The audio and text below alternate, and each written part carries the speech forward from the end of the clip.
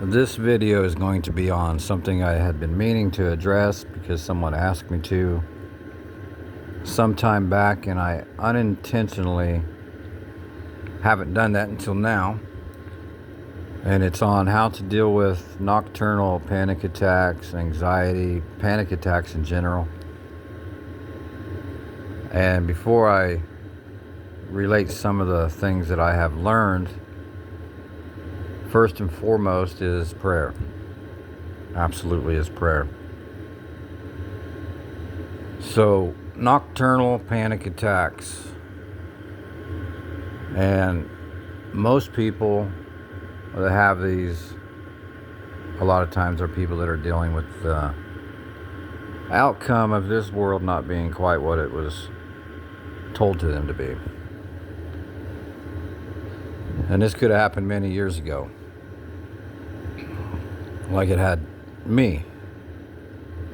Nocturnal panic attacks are absolutely devastating, and all panic and anxiety attacks are.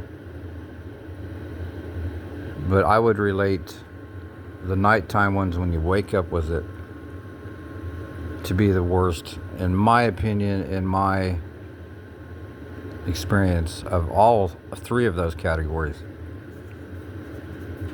And some of the things I have learned may help. I hope they do. One of them is, when you wake up and you're in that flight or fight mode,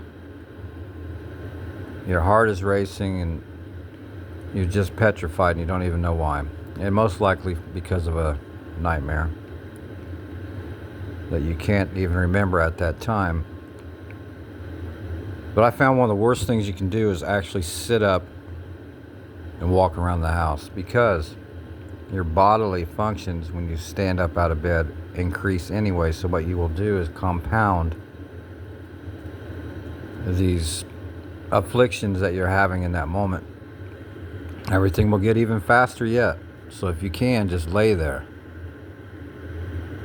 And it will take a few minutes for it to go away or lessen. I'm not going to say it's just going to go away, but it will keep it from increasing a lot instantly, which drives you into another adrenaline surge. And the adrenaline surges are real. Your blood gets filled up with the chemical release, and you are stuck with, you have just run a race, but you haven't went anywhere feeling. On top of all the pains and noises in your ears and hearing your heart and you name it. Anyone that's went through it, it's a very real and very scary thing. And for those of you that have anyone around you that have gone through these or has these, trust me when I tell you, it's the worst thing ever you could experience. Because during that time, maybe it's 5 minutes long, maybe it's an hour or more, you are literally feeling like you are dying every second. Okay? It's a torture. It's very traumatizing. It's devastating when it's going on. So how else can you help manage this? And of course, don't forget prayer. That's first and foremost. If you can keep something pungent near you, like a ginger candy or straight out ginger, or even dark chocolate is bitter enough to do this, a strong cinnamon, I think you see what I'm getting at. And what happens is, you swallow that, you taste it instantly, the body has to recalibrate and take over part of the system that has taken over all of you in that moment. And it will help. It will help a lot. And of course, if you're laying there and it's not subsiding, get up slowly when these things happen. Walk around. Walking around is a great thing. Absolutely. Go outside, walk around. Look at things that are not close by you, go outside if you can, or even into a different room, and let that kick into your senses again. Because you still have to deal with the fact that you have adrenaline in you that is not going to just go away. That's why when people are trying to help other people having these, and they say, you're going to be okay, just calm down. The problem with that is you can't just calm down. You have literally engaged your bloodstream with the chemicals from your adrenaline glands. You have a ride to take at that point. It depends on how you're going to take that ride. And when you wake up with these, just like anyone else, if you wake them up suddenly, you put them in a shock. So you're not calibrating yet, that you are going to be okay.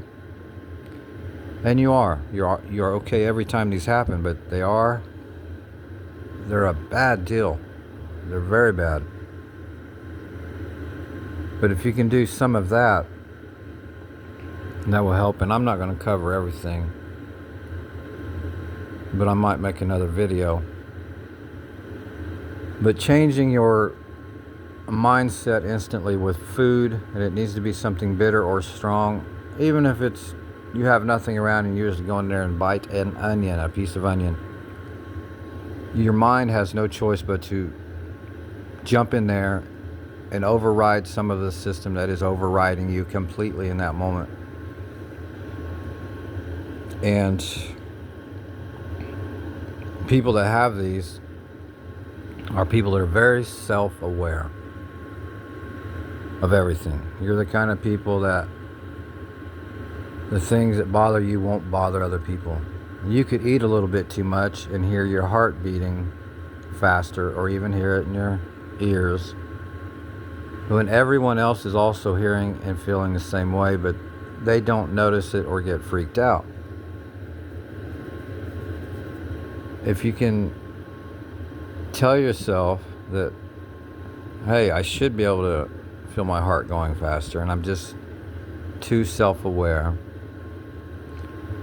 Or if you have pains during these things, I know the pains can be bad, or it feels like you can't breathe. If you can even, here's the fact, if you feel like you can't breathe, that means you are breathing. Okay? It really is. Because you wouldn't be standing up wondering that for very long at all if you weren't. And these things are easy to say right now because I'm not having one, right? And I realize that. But if you can start to peck away at these things little by little. And I've had to deal with these for many years. I had a rough childhood. Plenty of PTSD stuff. Just trauma events after trauma events. Emotionally, spiritually attacked, especially when I expose evil. For many years, I was right away hit back spiritually, especially in my sleep. And those attacks are real, and I can relate to you, and there's many, many more people out there that can. And of course the cold water thing is really good, especially running water. If you can get to a sink, run your hands over cold water, walk around, go back, do it again, take you some water and sip it. Don't ever guzzle down a bunch of water.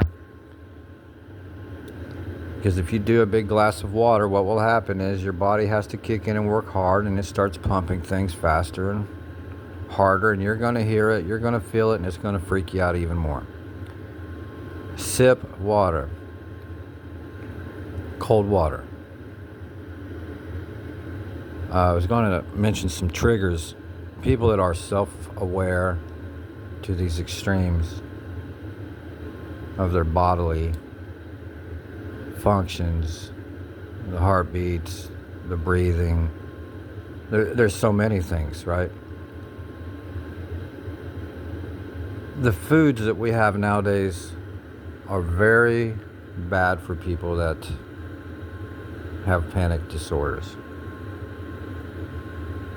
And all of these things will also address anxiety in general and panic attacks, not just the nocturnal panic attacks.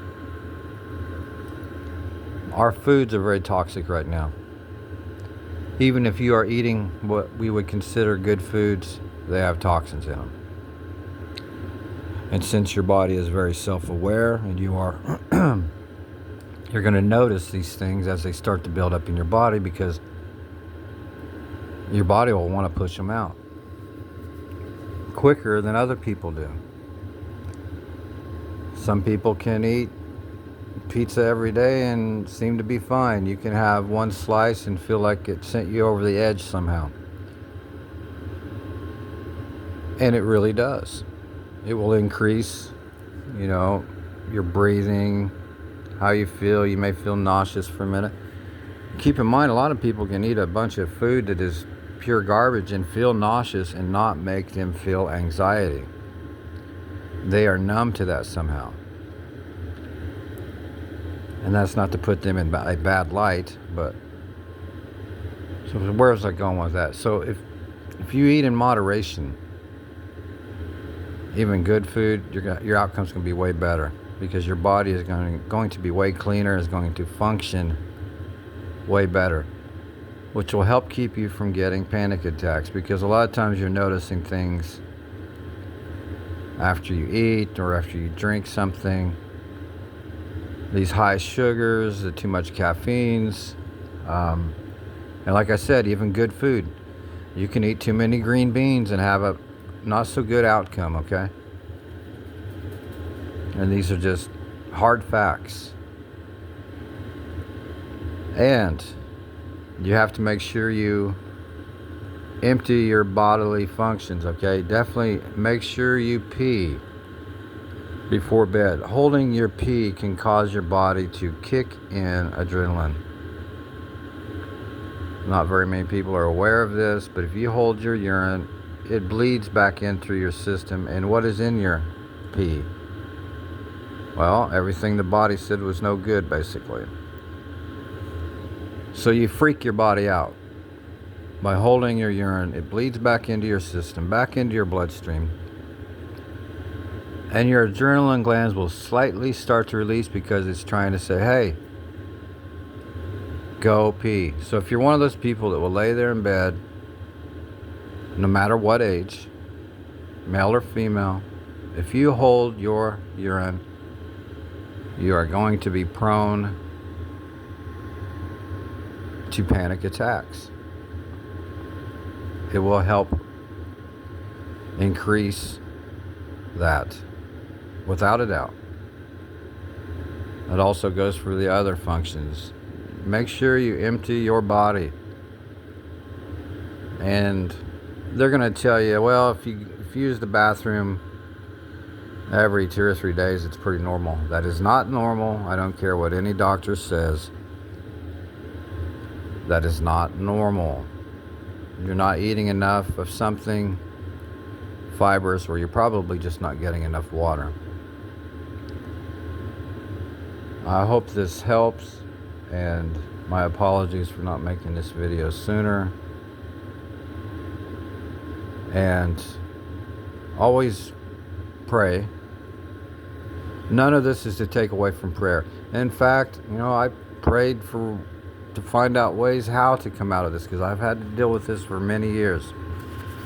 And things are way better now.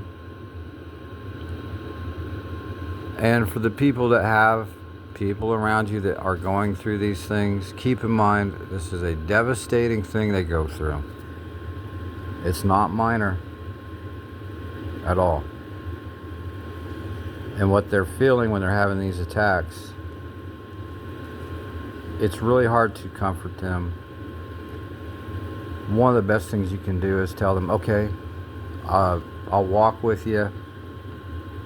And a lot of times they don't even want anybody to talk to them, or maybe sometimes they do.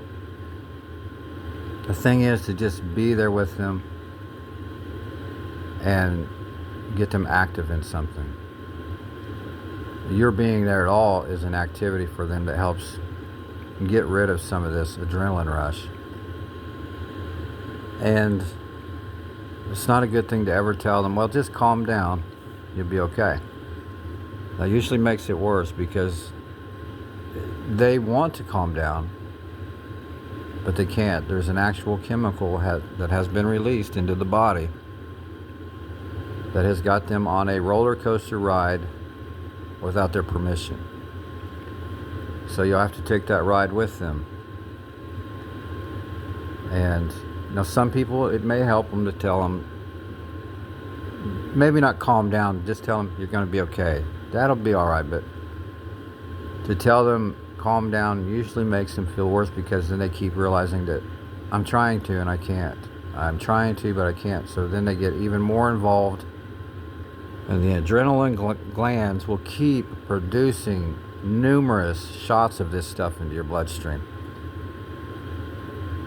And you want to come out of that, not go deeper into it, because that chemical lasts for a certain duration of time. So you have to be willing to take that ride with them.